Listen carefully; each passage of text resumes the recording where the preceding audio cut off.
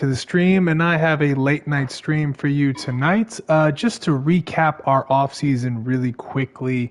I hope y'all checked out the video I dropped earlier today with the special presentation of our international free agent signings.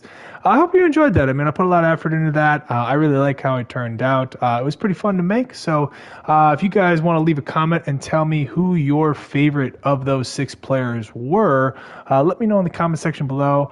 I also built a couple of them in the same kind of mold as some former Cubs players. So if you can kind of figure out which players those were, extra bonus points for you.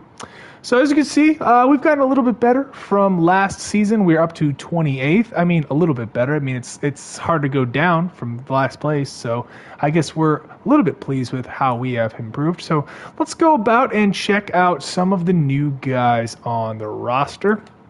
So in the lineup, we're still talking about Mickey Moniak as being a possible starting center fielder for us this year. And you see, I've kind of set my lineup up in a weird way. We have some better players on the bench.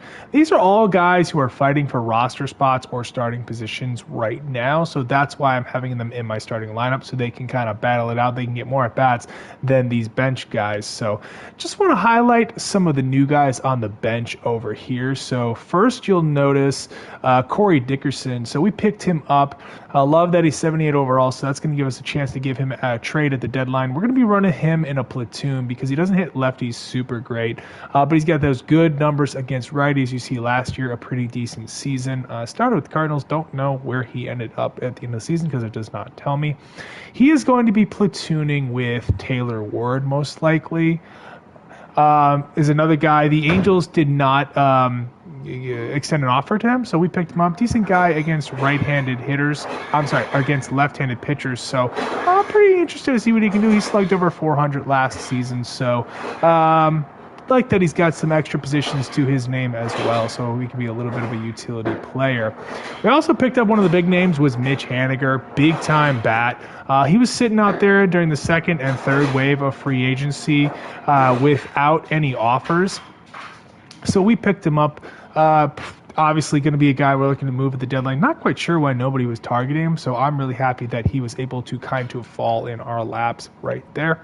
That's pretty much all to speak of in terms of the hitters. Switching over to the pitching rotation. Again, I have set up my pitching rotation to try to see which guys I want to fill out the back end of my starting rotation. So it's got these 5 guys as well as these 2 guys. Asa Lacy, one of our top starting pitching prospects. And then also fighting for some bullpen spots. We have Tyler Ivey, Dylan Coleman, Luis Frias. Kenya Middleton's going to be locked in, but I need an extra arm there. So is Sean Newcomb. And then Abner Uribe. I'm not really fighting for a bullpen spot this season, but he's on the 40-man roster, so going to get him some work. You'll see that we picked up Seth Lugo. We got into a bidding war with teams. I only gave him a 1-year contract, but I promised him that he would be the starter in our bullpen. The closer in our bullpen. You see really good numbers the past few seasons for him. We're definitely going to put him in there. I'm hoping that taking some pressure off of Pierce Johnson will help him kind of get back to form so he doesn't have to worry so much about that closer's role. Plus, he'll get a little bit more work because my closer's not going to get a ton of work because we kind of suck. You also see we picked up Sean Manaea. We needed a lefty starter. We also needed more of a top-end rotation starter guy. Pretty solid, consistent pitcher throughout his career. Guy, again, we're looking to flip the deadline. Happy to have him around. We picked up Carlos Carrasco. He's 36 years old, and regression in this game is crazy. So we are hoping that A potential and hopefully good performances early on stave off regression long enough so we can get a decent return at the deadline for him.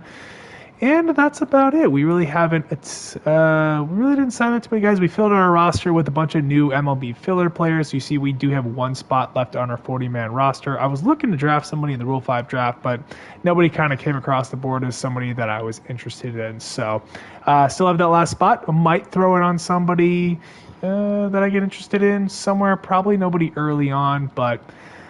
Anyways, pretty short video for you guys just to recap the offseason, show off some of the new players. I'm pretty excited to go into the season. I know we're going to struggle, but that's okay. Mostly we're trying to focus on having some of our trade chips do well early on so we can get some good trade returns from them and some of the young guys that we push into the majors for them to have some pretty good starts to the season as well as all 162. So In the meantime, in between time, I hope y'all have a great rest of your night, and I am out. Deuces.